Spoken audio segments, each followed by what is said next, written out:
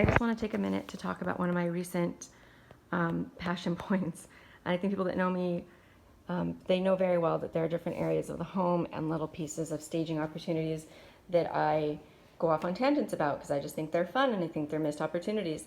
So this is a listing that we did for a client, and they already had really good furnishings to work with, and they had a great floor plan, really nice updated finishes and fixtures in the house. We gave them some recommendations on a couple things they could fine tune, some window treatments, some linens to update in the house, adding a backsplash in the kitchen, and a little bit of decor here and there. So we helped them with a few things, and this table is an example of a coffee table that really didn't have anything on it except a couple of remotes. And they've already started to move out their belongings, so this is what's left of our staging stuff. But we had a couple other trays here and some cute little succulents. But you'll see that we had, some coffee table type books, and we had some awesome Goodwill finds. So the silver candle holders, the silver tray, the dog, those all came straight from a thrift store, not more than $1 or $2 each. We just polished them up before we brought them over. We have some thrift store books that we found that are actually pretty nice, sturdy hardcover, interesting topics, definitely, books that you want to talk about or look at when you have guests, sitting around the coffee table. We have a basket down here with some green spheres, and then we have a couple other books that we found.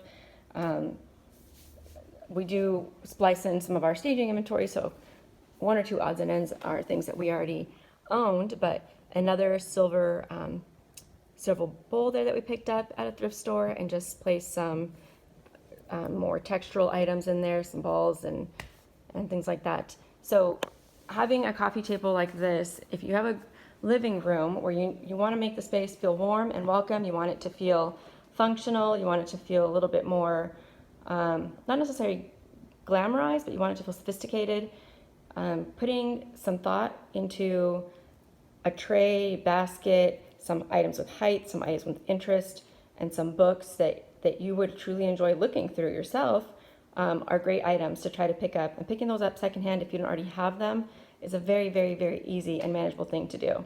I feel like I could go to any thrift store and on any given day find at least 80% of the items I would need to stage a coffee table or a dresser. It doesn't necessarily mean that they're all going to be items you'd want to reuse in your home, but they certainly will function for the purpose of staging a home for great pictures. And sometimes you get the added benefit they are things you'd want to keep. So just a small example here of something that you can do on a very, very, very small budget to give some emphasis to the room. This sofa previously had other pillows on it, and then it had some decor here that we had put on the wall to kind of highlight that big wall. And it was done with frames that they already owned and some free printables that we found online for them that were of topics and interests that they enjoyed. So pretty easy to do. If you took into account the coffee table and the artwork, the total expense of staging this little area would have been less than $25.